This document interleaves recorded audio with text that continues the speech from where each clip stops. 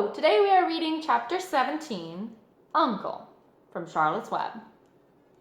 When they pulled into the fairgrounds, they could hear music and see the Ferris wheel turning in the sky.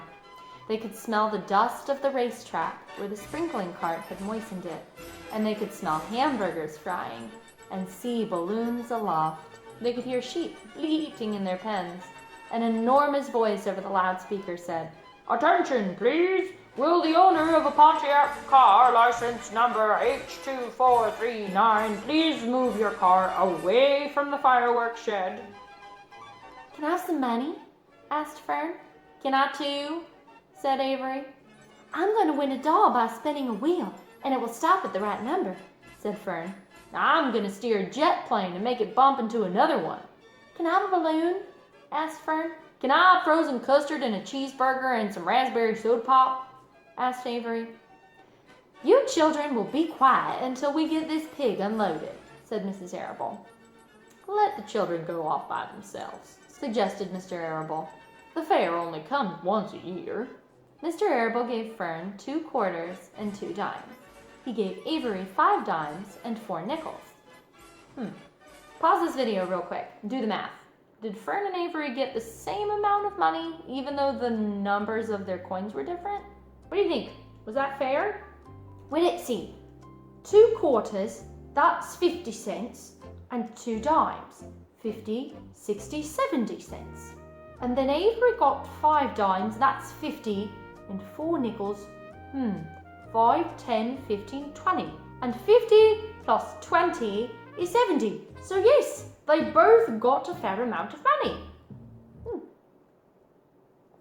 "Now run along," he said. "And remember, the money has to last all day, so don't spend it all in the first few minutes. And be back here at the truck at noontime so that we can all have lunch together. And don't eat a lot of stuff that's going to make you sick to your stomachs."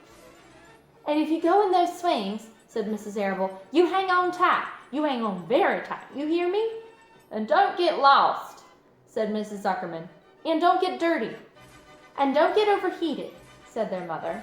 "Watch out for pickpockets," cautioned their father. "And don't cross the track when the horses are coming," cried Mrs. Zuckerman. And the children grabbed each other by the hand and danced off in the direction of the merry-go-round, off toward the wonderful music and wonderful adventure and the wonderful excitement into the wonderful midway where there would be no parents to guard them or guide them, and where they would be happy and free to do as they pleased. Mrs. Arable stood quietly and watched them go. And then she sighed and blew her nose. "You really think it's all right?" she asked. "Well, they've got to grow up sometime," said Mr. Arable. "The fair's a good place to start, I guess." While Wilbur was being unloaded and taken out of his crate and into his new pig pen, crowds gathered to watch. They stared at the sign, "Zuckerman's Famous Pig." Wilbur stared back and tried to look extra good. He was pleased with his new home. The pen was grassy, and it was shaded from the sun by a shed roof. Charlotte, watching her chance, scrambled out of the crate and climbed to a post under the side of the roof. Nobody noticed her. Templeton, not wishing to come out in broad daylight, stayed quietly under the straw at the bottom of the crate. Mr. Zuckerman poured some skim milk into Wilbur's trough and pitched clean straw into his pen. Then he and Mr. Zuckerman and the Arables walked away toward the cattle barn to look at the purebred cows and to see the sights. Mr. Zuckerman particularly wanted to look at the tractors, and Mrs. Zuckerman wanted to see the deep freezes. Blurby wandered off by himself, hoping to meet up with friends and have fun in the midway.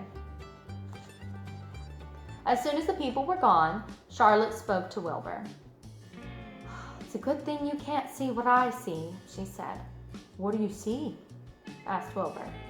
"There's a pig in the next pen, and he's enormous. I'm afraid he's much bigger than you are." "Maybe he's older than I am, and he's had more time to grow," suggested Wilbur. Tears began to come to his eyes.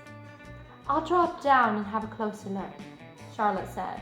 Then she crawled along the beam until she was directly over the pen, and she let herself out a drag line until she hung in the air just in front of the big pig's snout. "May I have your name?" she asked politely, and the pig stared at her. "No name," he said in a big, hearty voice. "Just call me Uncle." Very well, Uncle, replied Charlotte. But what is the date of your birth? Are you a spring pig? Sure, I'm a spring pig, replied Uncle. What did you think I was, a spring chicken? That's a good one, eh, sister? Mildly funny, said Charlotte. I've heard funnier ones, though. Glad to have met you, and now I must be going. She ascended slowly and returned to Wilbur's pen.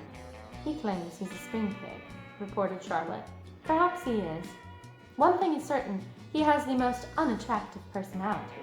He's too familiar and too noisy, and he cracks weak jokes. Also, he's not anywhere near as clean as you are, nor as pleasant. I took quite a dislike to him in our brief interview. Gonna be a hard pig to beat, though, Wilbur, on account of his size and height. But with me helping you out, it can be done. When are you going to spin a web? Asked Wilbur. This afternoon, late if I'm not too tired, said Charlotte. The least thing tires me these days.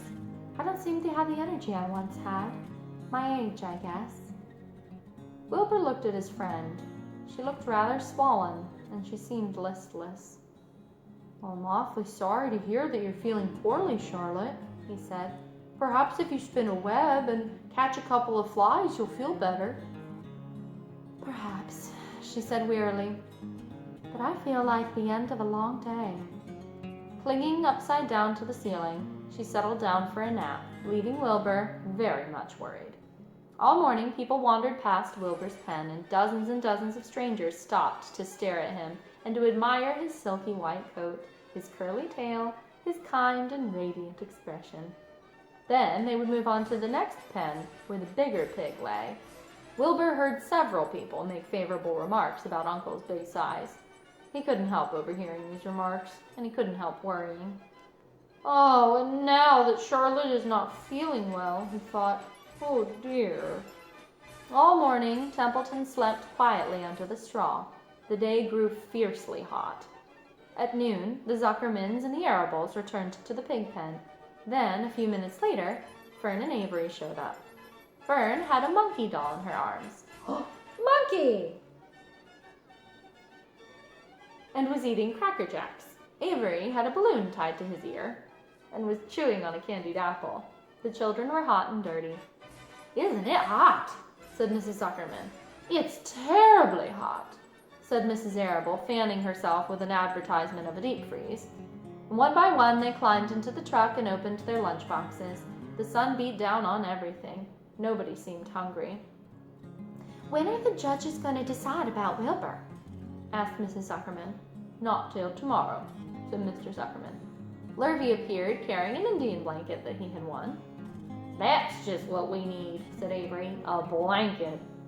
Of course it is, replied Lurvy. And then he spread the blanket across the sideboards of the truck so that it was a neat little tent. And the children sat in the shade, under the blanket, and felt better. After lunch, they stretched out and fell asleep. Whew! I feel hot just reading that chapter. Maybe I'll take a nap too, which reminds me of another book that I've read. You should go check it out. See you next time. Bye!